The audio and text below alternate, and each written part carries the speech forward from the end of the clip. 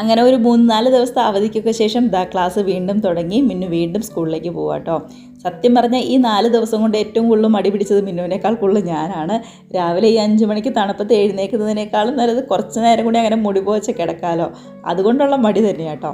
എന്താണെങ്കിലും എഴുന്നേറ്റേ പറ്റുള്ളൂ. ഇന്നിപ്പോൾ ഒരു കുട്ടി തട്ടിക്കൂട്ട് ബ്രേക്ക്ഫാസ്റ്റ് ആട്ടോ. രാവിലെ തന്നെ ബ്രെഡും ജാമും മതിയോ എന്ന് ചോദിച്ചപ്പോൾ അത് മതിയമ്മാന്ന് അവൾ പറഞ്ഞു. എന്നാൽ പിന്നെ ആയിക്കോട്ടെ എന്ന് ഞാനും കരുതി. കൂടെ ഫ്രൂട്ട്സായിട്ട് ഒരു പഴവും കൂടി ഞാൻ കൊടുത്തു വിടുന്നുണ്ട്. അങ്ങനെ മഴയൊക്കെ നന്നായിട്ട് മാറി. വെള്ളമൊക്കെ ആണെന്നുണ്ടെങ്കിലും പല സ്ഥലത്തു നിന്ന് ഇറങ്ങിയിട്ടുണ്ട്. അങ്ങനെ വെള്ളമൊക്കെ റോട്ടിൽ നിന്ന് ശരിക്കും ഇറങ്ങിയതുകൊണ്ട് തന്നെയാണ് ഇവിടെ വീണ്ടും ക്ലാസ് ഓപ്പൺ ആയത്. മിന്നുവിനും മാത്രമല്ലായിരുന്നു കേട്ടോ, കുഞ്ഞിനും അവധി തന്നെയായിരുന്നു. അതായത് നഴ്സറി മുതൽ +2 വരെ എല്ലാ സ്കൂളിനും അവധി തന്നെയായിരുന്നേ.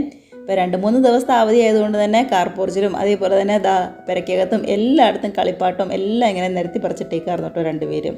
അങ്ങനെ മിന്നുവിനൊന്ന് ഒരുക്കി നിർത്തിയതിന് ശേഷം കയ്യോടെ തന്നെ എല്ലാം ഒന്ന് ക്ലീനാക്കാൻ വേണ്ടി ഇറങ്ങിയതാട്ടോ. ഇതിപ്പോൾ കാണുമ്പോൾ 2-3 എണ്ണേ ഉള്ളൂ, പക്ഷേ പലയിടത്തുനിന്ന് ഞാൻ പറക്കി കഴിഞ്ഞതിന് ശേഷമുള്ളതാട്ടോ ഈ 2-3 എണ്ണം. ഇത് എവിടെ നിന്നൊക്കെ കളിപ്പാട്ടം കിട്ടണേന്നൊന്നും എനിക്ക് പോലും അറിയാൻ പാടില്ല.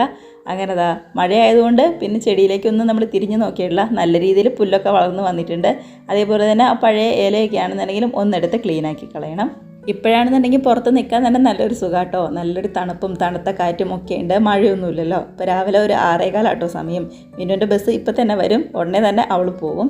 ഈ 3-4 ദിവസത്തെ അവധി എല്ലാ പിള്ളേരെയും മടി പിടിപ്പിച്ചിട്ടുണ്ട് കേട്ടോ. രാവിലെ എഴുന്നേറ്റ് വന്ന വഴി തന്നെ വല്ല മെസ്സേജും ഫോണിൽ വന്നിട്ടുണ്ടോ എന്നാണ് ആദ്യം നോക്കുന്നത്. ഇല്ലയെന്ന് കണ്ടപ്പോൾ നേരെ പുറത്തേക്ക് ഇറങ്ങി മഴ വല്ലതും വരുന്നുണ്ടോ, മഴക്കാറുണ്ടോ എന്നാണ് ആദ്യം നോക്കിയത്. ഇത് രണ്ടും ഇല്ലയെന്ന് കണ്ടപ്പോൾ എന്താണെങ്കിലും ക്ലാസ്സിൽ പോയേ പറ്റുള്ളൂ. അങ്ങനെ ആൾ റെഡിയായി ക്ലാസ്സിലേക്ക് പോയിട്ടുണ്ട്.